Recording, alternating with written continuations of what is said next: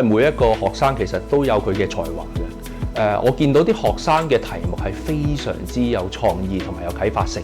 例如我帶過嘅學生當中，我有好幾個 project 我都係覺得佢哋做得非常之好。其中之一個就係做鹹魚嘅研究啦。係啊，我哋估唔到原來香港係全球鹹魚嘅集散地嚟嘅，係重要嘅分銷商嚟嘅。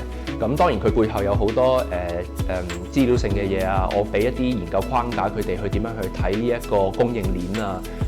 咁呢啲係令到佢哋個研究更加豐富啦，去解答到佢哋嘅問題啦。另外就係話我有幾位學生就係做舞龍舞獅嘅研究啦，咁亦都係同我研究中國傳統文化係相關嘅啦。譬如我帶啲學生去睇唔同類型嘅演出啦，咁呢啲係嗰啲長項啦。其實有唔同類型嘅演出啦，有一啲傳統啲啦，有一啲係現代啲啦，有一啲折子戲啦，甚至乎我哋睇到粵劇特朗普啊呢啲其實都好 hit 嘅。